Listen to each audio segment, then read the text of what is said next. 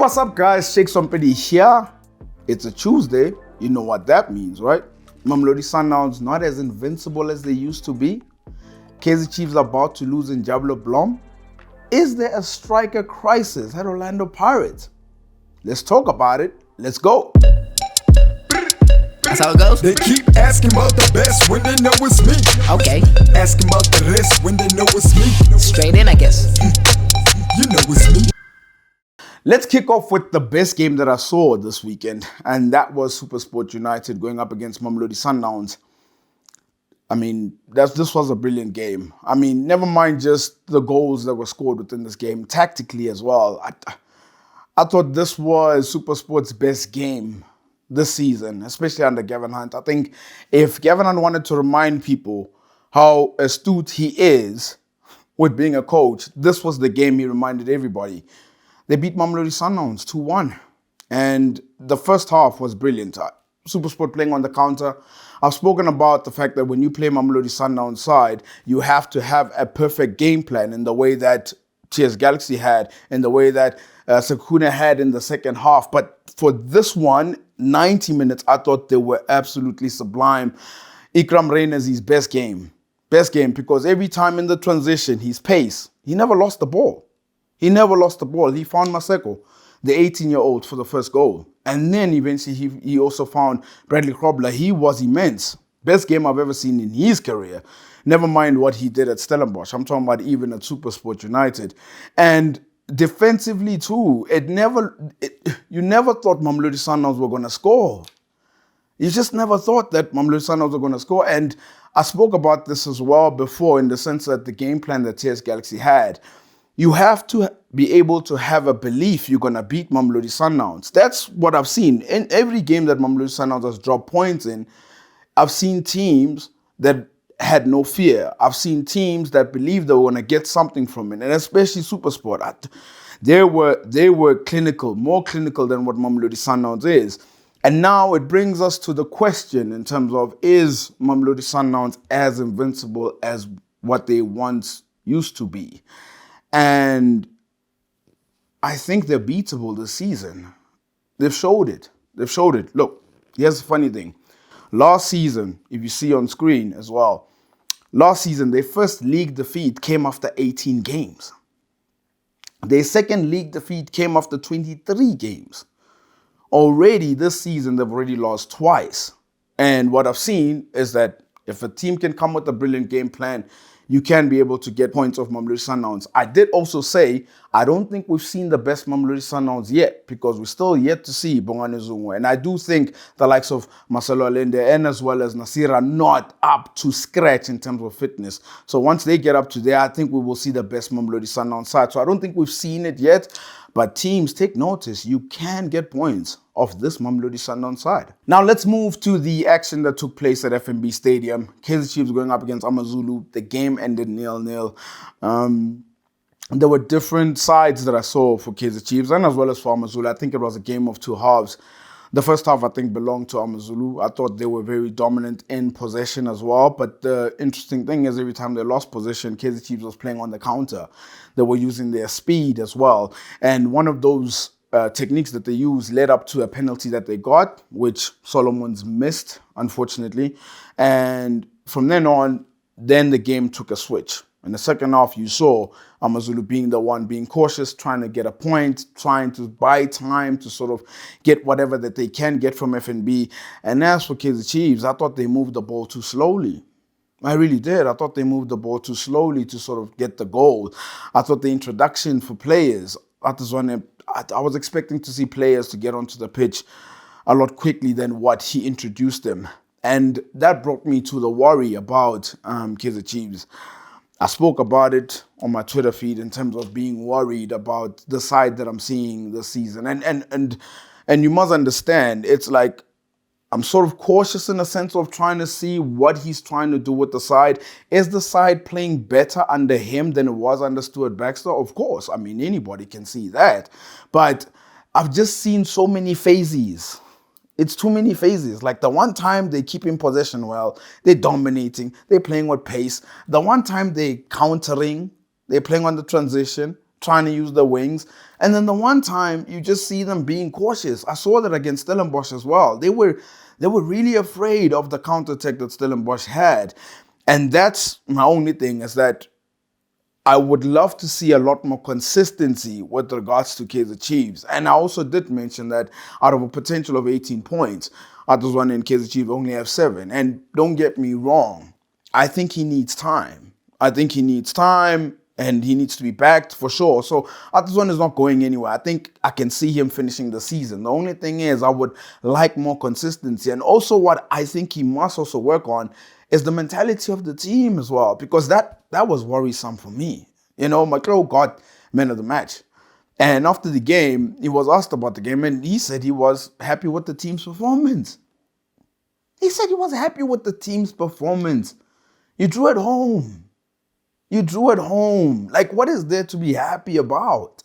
And secondly, on Twitter, obviously, Kune got some praise. He got a clean sheet, and deservedly so. He deserves the praise. And he quoted that tweet and said, "That's all that matters." You didn't win the game.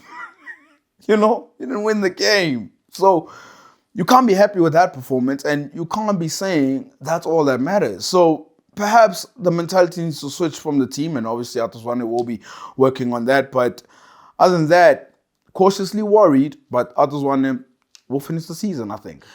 Let's talk about off-the-pitch news regarding Amakhosi and Njabulo Blom. Could he be leaving Kaizer Chiefs? The story broke out last week by Sokole Duma to say that contract talks had stalled. And now you're not necessarily sure if this is a rumor or not until the agent went on radio to clarify things. I was surprised. I won't lie. I was really, really surprised that he came out, and he basically told us, in his opinion, what is happening. So there are talks, and the valuation that Kaizer Chiefs had of Njabulo Blom was not the same as what the agent has of Njabulo Blom, considering the fact that he's a starter, he's played a number of games, he's also represented the national team as well, and perhaps he must be asking for a higher pay rise, of course. Kaizer Chiefs have not said anything. They've not said anything, and to my surprise, Athoswane in the game against AmaZulu was not asked about it. I was really hoping that he'd be asked about the absence of Njabulo Blom, because he's been part of the squad, starting 11s, came off the bench, but he missed Stellenbosch's game and as well as AmaZulu, and that is when the story started regarding the player. I must say, maybe Athoswane is not playing him and not even keeping him in the team because the player might be distracted. He might be thinking about this whole situation in terms of if he feels valued by the club. But Kaizer Chiefs developed this player. They developed this player, and they can't afford to lose him. They can't afford to lose such a player. One of Njabulo Blom's greatest strengths for me is his engine. He runs, man. He moves. He doesn't stop. And if you can see from the youngsters that were developed from the development side or that were put into the first team, he's developed a lot quicker than what the other players have. So I would see Njabulo Blom being part of Kaizer Chiefs for the next 10, 12 years. And that's why I say he's a player that they can't lose. And I would sincerely hope that the club and the player find a way, because if he does leave the club, it's a huge loss. But then again, I would not want Kaizer Chiefs to be held at ransom for something that they can't afford. Another important win for Eric Tinkler and Cape Town City within the league. They played against TS Galaxy. I was really impressed. With the way that they played. And there's a player there that's rising, guys. There's a player there who is getting better and better the more game time that he has. Khanyisa Mayo. It's not so long ago we spoke about Gonzalez, and now he's come into the fray. And remember what I said the last time when I spoke about Gonzalez is that if Khanyisa Mayo can start also scoring goals, he would be able to help Cape Town City out in terms of the goals being spread. And he's done that. In fact, never mind even that. Look what he scored last season for Cape Town City, and look what he scored this season for Cape Town City. It's right there on screen. He's already equaled his tally from last season.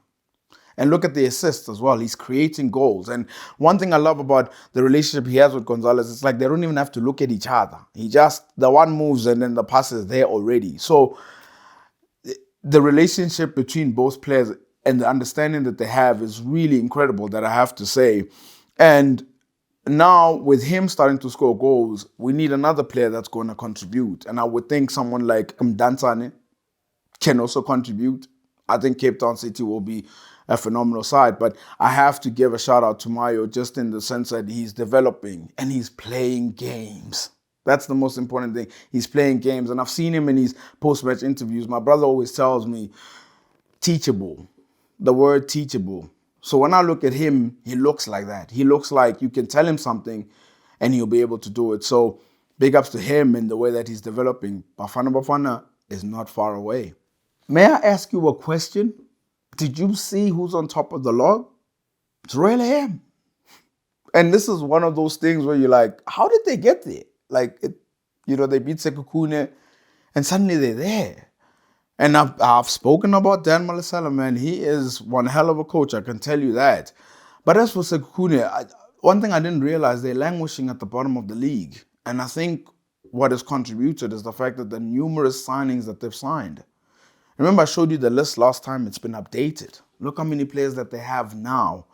So for Kaitenu Tembo to integrate all those players together and to get a side that is working is going to be tough. And I think you've been able to see it on the pitch as well. They're just taking too long to blend together, and hopefully he will get it right. But the problem is that eventually other players are going to want to play. So it'll be interesting how he treats that side. But as for Dan Malesela, I mean, he's moved on to Royal AM and he's done phenomenally well. The relationship he has with Cabo Zondo as well, the way that he has Royal AM playing, lovely, lovely, lovely. And that leads me to the side that he left, the side that he parted ways with. Marumo Gallants. What is happening at Marumo Gallants? They took part in a game against Swallows, and guess who wasn't there? Their coach, Romain Folz. Where did he go? And suddenly, Mdaka had to take over the side, and they asked Sello at the end in terms of where is Romain Folz, the CEO, and he said he expects him to be back. He was just with him the other day, yesterday, talking about the team, setting up the formation, and now he's not there. And then there was an exclusive interview with Romain Folz where he says that he was being told who he must pick to play against Swallows. I mean, you can't write this script, guys. Like, when I say you can't write the script, Marumo Gallants had a coach that took them to the final of the Nedbank Cup, ran Mamelodi Sundowns to the end, by the way, and then also made them survive relegation comfortably so. And this current coach is on top of the league with Royal AM. I mean, Marumo Gallants, how did you guys get this so wrong? And before that, there was a Dylan Kerr. And obviously there was a name change, but Dylan Kerr won them the trophy with Nedbank Cup. This club, man, I don't think Romain Folz is coming back. I mean, based on the quotes that I saw with regards to him, I don't think he's coming back. It's going to be very interesting what they choose to do. But the next person who comes to lead that team, they have to think about it carefully. Is there a striker crisis at Orlando Pirates? You saw that over the weekend against Maritzburg United. I've spoken about it on numerous occasions. They create a lot of chances, a lot, and they don't put them away. But now let's dig deeper into that, because they were not able to put the chances away. Maritzburg United eventually got the penalty. They won the game. Now, not only are they not putting chances away, but is there a crisis that's happening? We've seen Evanga play. We've seen Lapasa play. And we've seen Pepra come on from time to time. The only one striker we haven't seen is Mahopa. Could he be the answer? He made the national team playing for Baroka on top of that. And I could see him being prolific, but he's not, it seems like he's not fit as yet. But I worry because I see Evanga play and I see his strengths that he has, and he doesn't use them. He's a big boy, but he's not using his strengths. Lapasa made that good run against Maritzburg United, but he didn't even put her on target. He didn't put her on target. And that led me to think that perhaps he is not prolific enough. He's not someone that you can rely, such a big club like Orlando Pirates, to put chances away. And then there's Pepra. And Pepra could argue that I don't have enough minutes because I don't start games. But Pepra will obviously give you hard work. I mean, he does cause defenders problems, but what he also showed last season is that it takes time for him to also put the ball into the back of the net. So Mahopa seems to be the last option, but he's not fit as yet. So I'm waiting to see that what happens with regards to that situation. Who's the striker that Orlando Pirates should go with? In my opinion, based on what I've seen so far, I'd probably say Pepra is the best option right now. He is the best option right now. And I'm going to tell you, for these strikers that I'm talking about, they have to grab the opportunity. They have to, because Radiopan has gone on loan. When he comes back, that's the guy with the knight and shining armor. That's the guy that Orlando Pirates are going to invest in for the long term. So, Lapasa Evanga, Evanga is a new signing. Take your chances, but at this current moment, the best striker for me is Pepra. Over the weekend, we had Chan qualifiers, tournament that's going to be taking place next year. And I can confirm with you guys that Bafana Bafana will not be taking part of Chan. Angola has knocked them out. First leg, 2-0 to Angola. Second leg at home here in South Africa. Bafana Bafana lost 4-1. That means on aggregate, it was 1-6 that they lost. Yes, you heard that right, 1-6.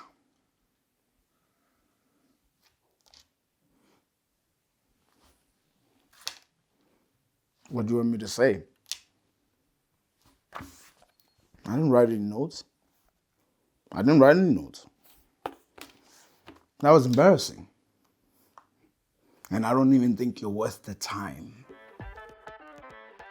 It's time for our weekly bet of the week. The purpose of this segment is to show you my bet slip in hopes that it helps yours light and green. The more accurate, the more cash you get. Let's get into it. Did you guys see that my last bet won? I even took some of that money and I placed it on the Manchester United and Arsenal game as well. So 2 bet slips that won. I did warn you guys before the games I played that was the bets that I was going to do. This week, Champions League is back. Red Bull Leipzig going up against Shakhtar, over 2.5 goals. Sevilla up against Manchester City. I've gone with the Man City win and over 2.5 goals. Barcelona against Victoria Plzen. I've gone with over 2.5 goals. Napoli against Liverpool. Over 2.5 goals. It's an over 2.5 special with those odds tallying up to 5.63. That's 5 times the money back. To get those odds that high with those games is brilliant, and I can't wait for the action to begin. That is Bet of the Week, sponsored by Betway. Remember to practice responsible betting at betway.co.za. Until the next one, all the best. We've come to the end. It's the end. Gotta tell you guys, Europa League is back, Champions League is back. And for those who don't know, they're gonna squeeze them within 2 weeks, these group games. Because there's a World Cup that's coming later on this year. And you know what that means? A lot more football means this show is going to go on. Don't forget to like and subscribe and hit the notification bell so that you're notified for future episodes.